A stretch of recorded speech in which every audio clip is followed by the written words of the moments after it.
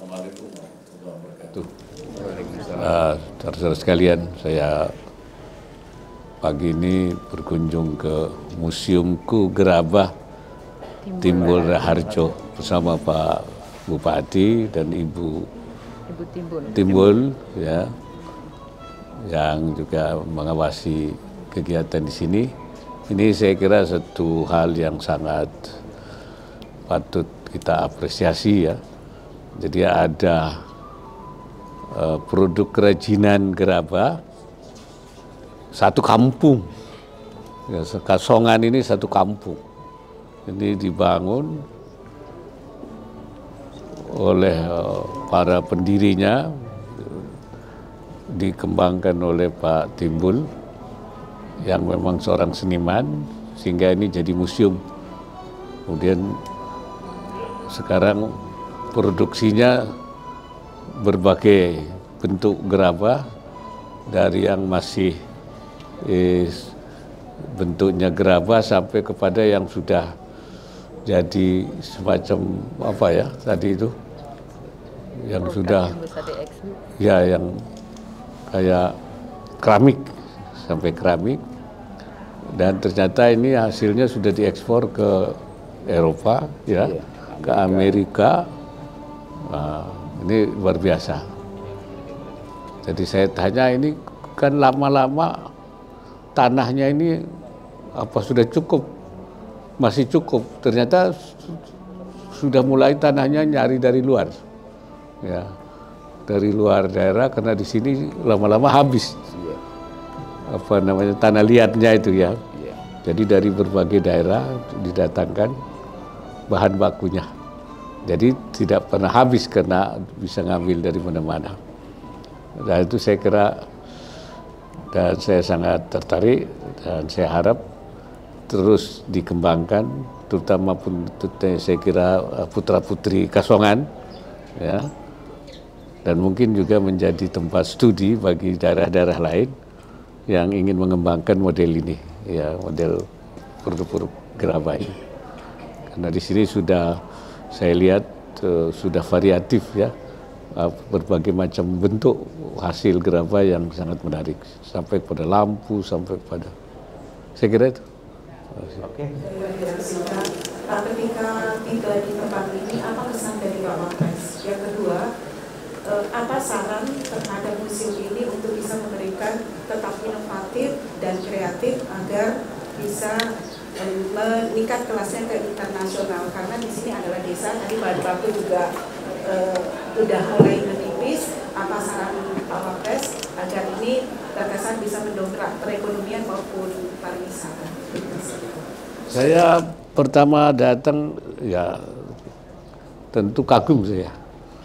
Kagumnya itu apa? Satu, bisa menghasilkan banyak produk gerabah, bahkan sudah juga merambat ke apa itu aluminium juga, seperti yang hasil oleh Pak almarhum Timbul, ya, Raharjo, itu ada aluminium.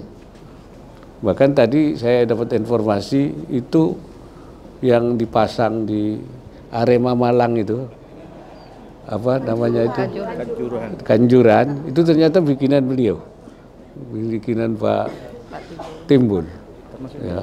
Iya. Ini juga. Ini termasuk ini juga ini.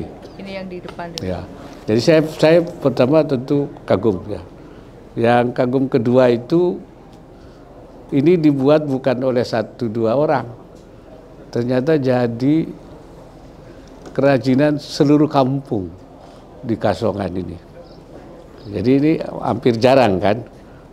Biasanya ada 1 keluarga, 2 keluarga, tapi ini kampung. Ya, saya kira oleh karena itu ke depan, pertama supaya dijaga terus kampung ini menjadi kampung gerabah itu. Ini harus dipertahankan. Dan kedua, memang harus ada inovasi-inovasi. Ya, seperti produk-produk yang mungkin banyak seniman yang bisa menginspirasi. Tadi kan ada teknik-teknik yang apa itu, teknik tempel, ya, teknik putar, teknik pilin, itu juga ada juga masukan-masukan ya dari beberapa pihak. Dan mungkin bentuknya apa saja, mungkin saya kira juga harus ada semacam tuntutan pasar, marketing.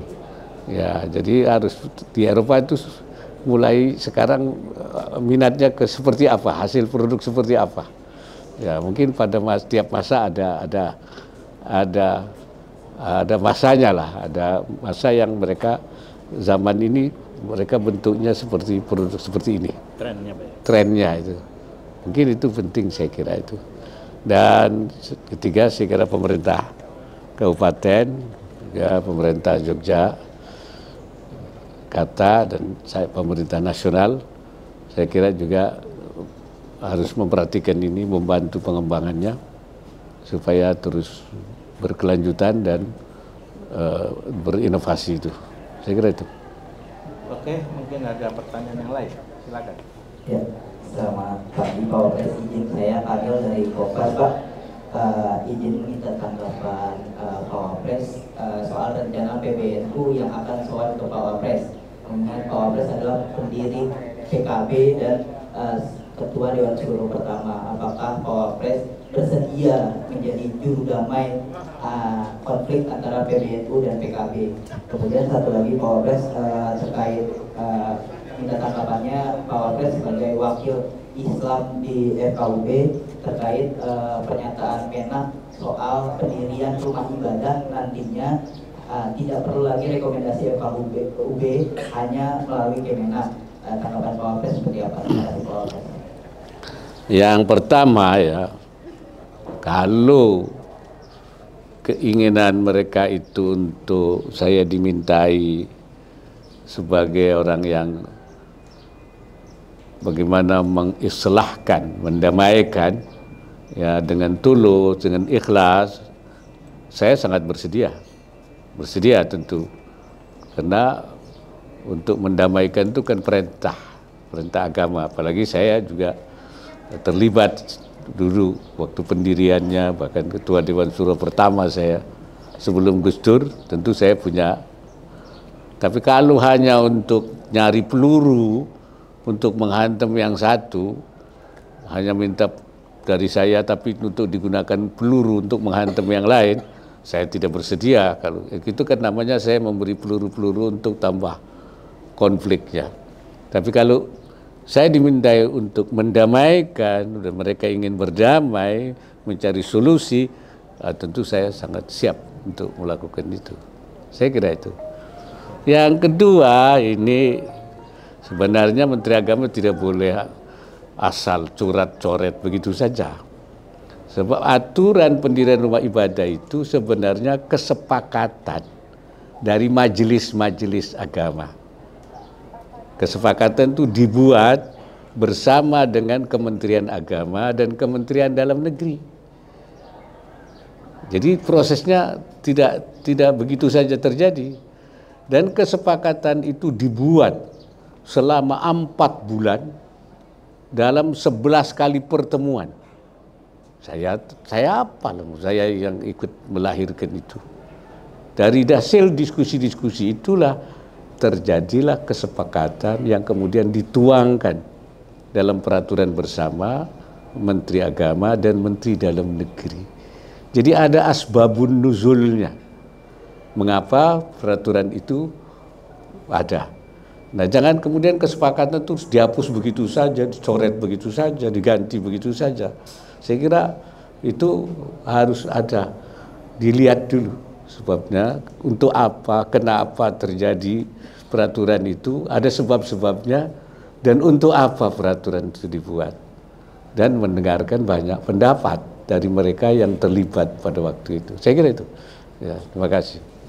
Jadi BPS Pak baru saja merilis data pengangguran di Indonesia, kemudian 16,85% diantaranya disumbang oleh pengangguran usia 25-29 tahun, di mana usia tersebut masuk dalam usia produktif.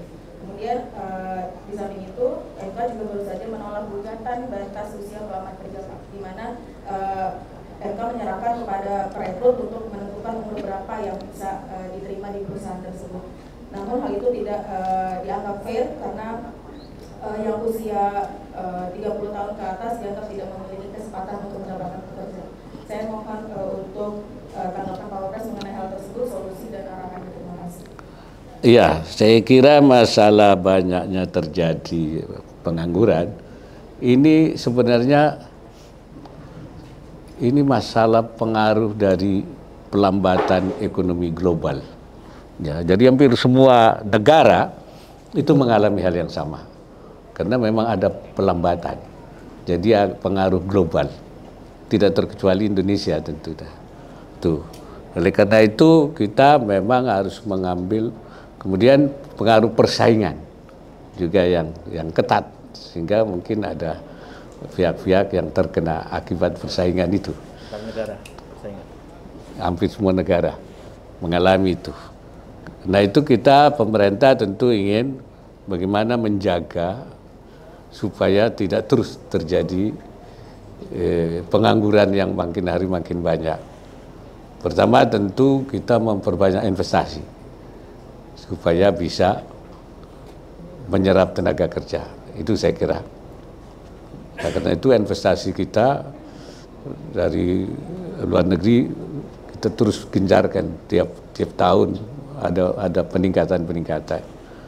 Dan kedua menyiapkan tenaga kerja yang mumpuni, yang sesuai dengan tuntutan.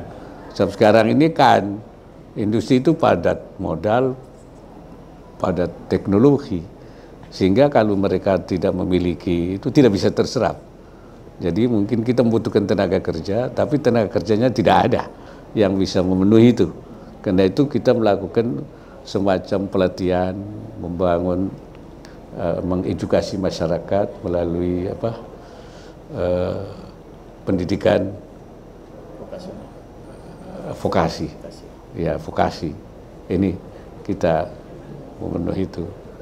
Kemudian juga mendorong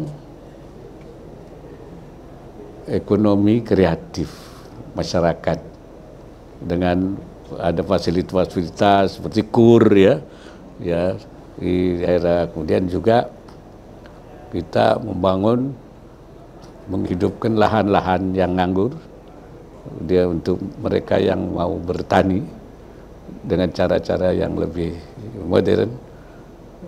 Tentu di bidang pertanian itu kalau model lama anak muda nggak mau, karena itu bagaimana pertanian itu kita lakukan dengan pertanian modern, dengan mekanik ya, kemudian juga dengan cara-cara baru, dan itu mulai banyak anak-anak muda yang mau terjun. Dan ternyata masalah di bidang pertanian, perkebunan itu juga karena itu kita ingin tidak ada lahan yang tidur dan tidak ada tenaga yang nganggur sehingga bisa. Ini saya kira beberapa hal yang tapi tentu seperti saya katakan tadi karena ini pengaruh global besar sekali. Nah ini memang kita berpacu ya dengan keadaan yang seperti itu, di mana kita bagaimana juga membangun lapangan kerja ini di berbagai sektor. Ya, itu barangkali yang saya sampaikan ya.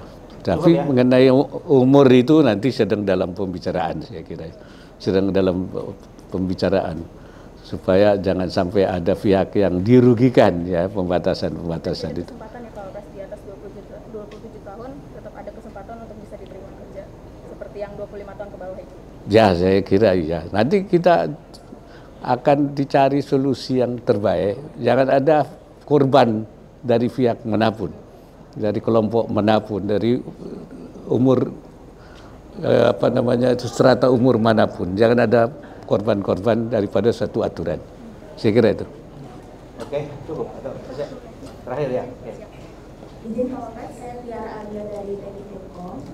Izin bertanya isu lain mengenai saat ini kan pemerintah telah mengeluarkan PP nomor 28 tahun 2024 tentang pelaksanaan Undang-Undang Kesehatan Nomor 17 Tahun 2023, di mana dalam aturan tersebut memuat mengenai pengadaan alat kontrasepsi bagi anak dan remaja, bagi anak sekolah dan remaja.